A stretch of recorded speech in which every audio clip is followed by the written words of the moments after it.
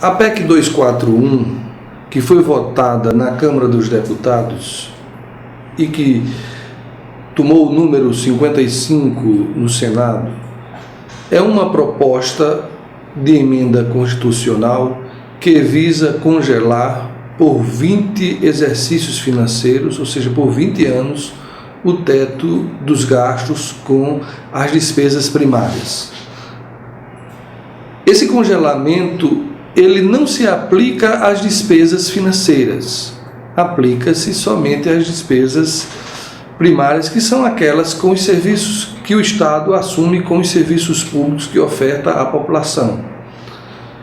O grande objetivo da PEC é permitir que o Estado reduza a sua atuação no campo das políticas públicas e que o Estado continue pagando juros da dívida pública. O Brasil hoje paga 10 vezes mais de juros da dívida pública do que com saúde. O gasto dos juros é 10 vezes mais também do que a educação. A educação, nós temos hoje um orçamento que compromete 3,91% de investimentos na educação. Mas a PEC traz a probabilidade de se continuar alimentando ou reproduzindo os compromissos do Estado com os detentores da dívida pública, que são os grandes bancos, que hoje detêm 47,4% dos títulos da dívida pública, os fundos de investimentos e também os investidores estrangeiros. O orçamento da União, ele destina hoje pouco mais de 42% só para pagamento da dívida pública. Ou seja, quase a metade do que o país arrecada em impostos vai para pagamento de juros. O alarmismo que o governo faz em relação aos gastos com serviços essenciais à população é uma cortina de fumaça, pois visa somente encobrir a discussão do que é destinado para o pagamento dos juros da dívida. A dívida pública brasileira hoje alcança quase 4 trilhões, sendo que pouco menos de 1,5 trilhão serve para o pagamento do serviço da dívida. Isso mostra que a PEC 55 ela está preocupada em manter um serviço que alimenta o capital rentista e que reproduz a especulação financeira com dinheiro público e, o que é mais grave ainda, uma dívida que é gerada sem contrapartida, uma dívida que era gerada somente com a especulação financeira e que mostra um histórico de abusos como a aplicação de juros flutuantes, contrato swap e abre caminho para uma futura defesa da autonomia do Banco Central, que faz às vezes das estimativas do mercado e que age nesse esquema gerador da dívida que quebrou nada menos do que a Grécia, que perdeu 40% de seu orçamento em pouco menos de 5 anos, reduzindo drasticamente 30% do seu PIB, fluindo para o mercado financeiro uma quantia fabulosa à custa da miséria do povo grego. Hoje, o Brasil é visto como o celeiro de uma grande farra da especulação financeira. Os compradores de títulos da dívida pública, eles recebem altos dividendos em face dos seus investimentos, né? E para isso o governo, com essa PEC, pretende continuar alimentando esse sistema, buscando mais recursos para o pagamento dos juros da dívida. Então, é importante perceber que, junto com essa redução do Estado na atuação das políticas públicas, o governo federal está preparando o caminho também para a reforma da Previdência. E é preciso entender que, se o Brasil teve alguns avanços nas últimas décadas, tirou milhões de pessoas da pobreza extrema, e isso se deve em grande parte às políticas sociais de transferência de renda e, sobretudo, à previdência social, que de 2004 a 2010, um gasto que representou aí, ou um investimento, né, da ordem de 7 a 8% do PIB. E o que é importante, a previdência social, ela não gera recursos para o mercado especulativo. Ela não gera poupança. Os recursos da previdência social geram bem-estar e qualidade de vida na medida em que permite o consumo e o acesso básico aos bens sociais, como educação, alimentação, moradia e transportes. Ou seja, ela não gera poupança, são recursos que permitem um dinamismo do consumo para atendimento das necessidades básicas. Então, deixar de investir no social numa época de crise é sim um grande golpe contra o trabalhador brasileiro e contra a população brasileira. Na verdade, o que nós precisaríamos como alternativa para a solução do problema do acesso aos bens sociais hoje era de uma reforma tributária que trouxesse mais justiça fiscal, principalmente para aqueles que ganham menos, porque quem mais paga impostos no país é aqueles que ganham entre 1 e 3 salários mínimos. Ou seja, não é a elite quem paga imposto para que os trabalhadores tenham a Previdência. E sendo a Previdência um grande mecanismo de redistribuição de recursos para a população, como uma ferramenta importante para a erradicação da pobreza, redução das desigualdades regionais, promoção de uma sociedade mais solidária, é importante que a classe trabalhadora não perca a oportunidade de lutar e resistir contra a reforma da Previdência e também contra essa PEC 241, que vai provocar uma verdadeira hecatombe histórica em todos os serviços públicos e vai comprometer, reduzir, limitar e até suprimir o acesso aos bens sociais. E um grande retrocesso de todo esse conjunto de reformas está aí na educação. Por quê? Enquanto há um plano decenal de educação para todos que planejava a elevação global do nível de escolaridade da população, que planejava trazer a educação como um mecanismo que promove qualidade de vida em todos os níveis, como um fator de redução das desigualdades, como um fator de acesso à própria democratização no mercado de trabalho. Essas medidas do governo, elas restringem esses investimentos em educação e retardam cada vez mais um desenvolvimento pleno da sociedade e um projeto de civilização que torne o Brasil não só um país grande e desenvolvido, mas sobretudo um país justo. É essa preocupação que temos hoje com a reforma da Previdência e também com a PEC 241, uma PEC que congela investimentos em saúde e educação, desconsiderando que a nossa saúde pública já é subfinanciada.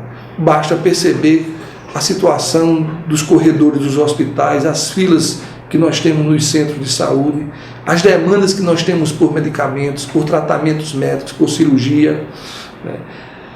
Quem luta e quem pugna pela PEC 55 desconsidera que a saúde no Brasil ela é ainda ineficiente, que o SUS é um grande projeto, mas que precisa ser aprofundado. E isso é importante se perceber antes de nós adotarmos mudanças drásticas como a dessa PEC 55. Segundo pesquisa Datafolha, somente 6% dos brasileiros estão satisfeitos com a saúde no Brasil. E é importante perceber que nós temos um parque obsoleto no campo da saúde, e os nossos hospitais e nossas unidades de tratamento. Há uma pesquisa da Associação Nacional de Biossegurança, que já faz um certo tempo, que revela que as nossas unidades hospitalares, né, ainda não conseguiram controlar sequer a infecção hospitalar. 80% de nossas unidades ainda convive com altos índices, acima dos níveis de tolerância de infecção hospitalar. Por ano morrem pouco mais de 100 mil pessoas de infecção hospitalar no Brasil. Como vamos dar conta de uma política de aprofundamento da promoção da saúde se os recursos não são suficientes e os poucos recursos que temos estão fadados a serem cada vez mais reduzidos e limitados? Então, é preciso que venha mais investimentos em saúde para se adotar o prontuário eletrônico, para se adotar as inovações tecnológicas na rede de funcionamento do SUS. Se nós temos um dos sistemas de tecnologia mais avançada no setor bancário, nós temos um sistema de tecnologia mais avançado no sistema eleitoral, por meio das votações, por que não adotarmos isso também no sistema de saúde do SUS? Tornar o sistema mais humano e um sistema mais aberto e mais democrático, como prevê a Constituição Federal. É importante se perceber que hoje o sistema ele deixa de atender 1 de 4 usuários que demandam a utilização de medicamentos na rede SUS. E não é com corte de gastos que nós vamos superar esses problemas. É importante se perceber também que nós temos um grande déficit de recursos humanos na saúde. E precisamos avançar, primeiro combatendo esses vínculos precários que hoje informam a relação do profissional de saúde com o serviço público. É bom que se diga que mais da metade dos municípios hoje do Brasil, e são mais de 5 mil, só tem médico por causa de um programa que é o Mais Médicos. E é um programa provisório que precisa ser aprofundado, precisa ser capilarizado, precisa ser aperfeiçoado. E precisa também que esses profissionais que envolvem todo o sistema de saúde, eles sejam valorizados. Quando nós pensamos que essa PEC ela foi proposta ainda no programa do governo Temer, mas ela já foi trabalhada desde o programa do PMDB, nós pensamos nos impactos que essa PEC, se aprovada, ela vai trazer para a nossa sociedade. E aí, pelo menos 4 impactos são importantes destacar. O primeiro impacto dele é o impacto tecnológico. Ora, os nossos hospitais, os nossos centros de tratamentos estão hoje sucateados. Então, negar investimentos a esses hospitais que trabalham ainda com equipamentos com alta taxa de obsoletização e com um ritmo de inovação quase inexistente, é simplesmente condenar o setor de saúde à morte. Por isso que, não sem razão, é também chamada de PEC da morte, porque é uma PEC que não pensa nas novas tecnologias, em máquinas, em suprimentos, em tratamentos, em recursos humanos. Mas não é só o impacto tecnológico. Nós podemos falar também do impacto econômico. A PEC, ao congelar investimentos, e se isso vier a ocorrer de fato no terreno concreto, ela desconsidera o fato de que nós vamos ter uma demanda de saúde pública que tende a aumentar, e principalmente no momento de crise com o desemprego. É bom que se ressalte que nos últimos 12 meses nós tivemos 2 milhões de desempregados. E quanto menor o poder aquisitivo da população, quanto menor o nível educacional dela e quanto maior a desigualdade e maior a dependência da população haverá da rede pública de saúde. E se a rede pública de saúde ela não amplia esse seu atendimento, a população não terá condições de ter um acesso a um bem fundamental, um direito humano reconhecido na Constituição Federal, que é o direito à saúde, direito universal.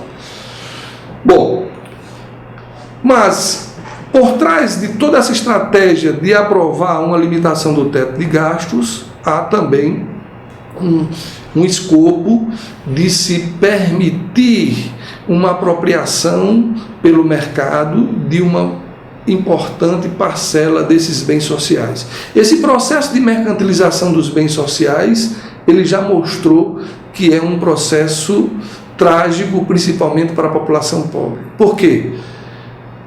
Os planos de saúde cada vez mais restringem a cobertura e o atendimento. As pessoas que estão na iminência de perder emprego, elas tendem a se desvincularem dos seus planos de saúde. E elas tendem a buscar como única alternativa a saúde pública.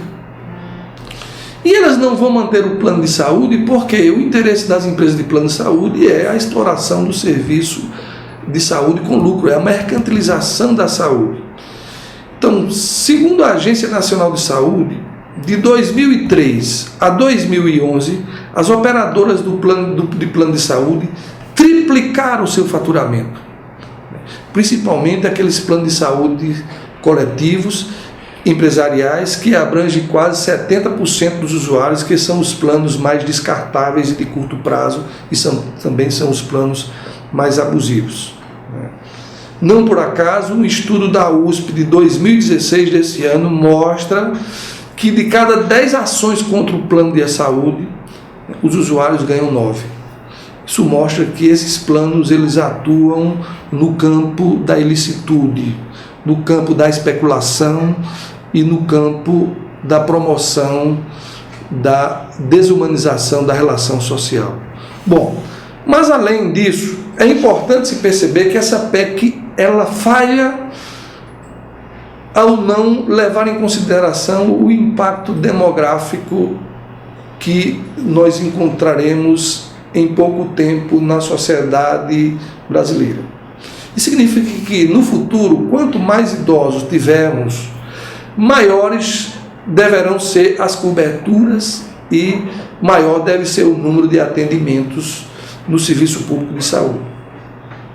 Nos próximos 20 anos, nós teremos 35 milhões de brasileiros com mais de 60 anos. Isso representa nada mais do que um salto de 12,1% para 21,5% de idosos. Isso significa que teremos mais pessoas com artrose, com câncer, com diabetes, com hipertensão, enfim, nós teremos mais pessoas com doenças crônicas que vão ter que se socorrer do SUS.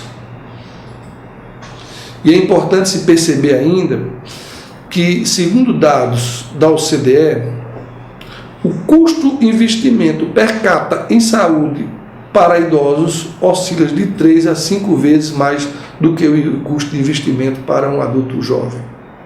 Então, como vamos dar conta desse impacto demográfico com uma PEC que limita os gastos e que desconsidera esse fator da necessidade de amparo de uma população que envelhece?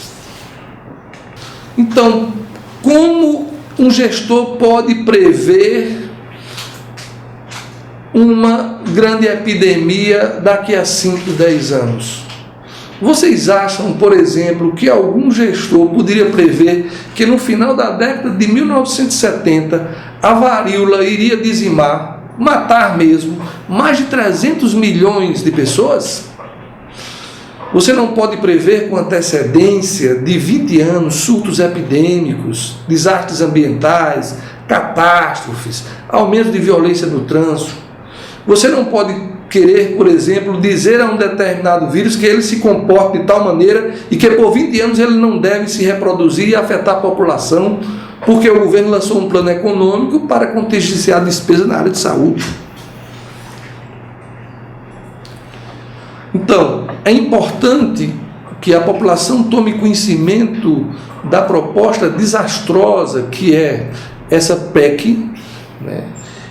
Da proposta que envolve um esquema gerador de dívida pública que já levou, né, a Grécia a debacle, a bancarrota, e que esse dinheiro com saúde não é dinheiro que vai para o colchão, é dinheiro que vai para a qualidade de vida. O dinheiro com a educação, ele não gera poupança, mas gera riqueza, porque a educação cria um dinamismo de trabalho com mais qualidade. E se realmente o governo federal está preocupado com o futuro, que tal pensar melhor na educação e na saúde do que no esquema para alimentar a reprodução e a especulação financeira da mundialização do mercado de agiotagem? Então, é nesse sentido que devemos ter uma postura crítica em relação a essa política macroeconômica que levou a um certo descompromisso com as políticas sociais e que não leva também em conta o projeto de civilização que queremos. Se queremos uma civilização em que as pessoas sejam tratadas pelo ser humano que são, sejam tratadas pela perspectiva de uma qualidade de vida justa, de uma igualdade e de uma educação de qualidade, é preciso dizer não à PEC 55.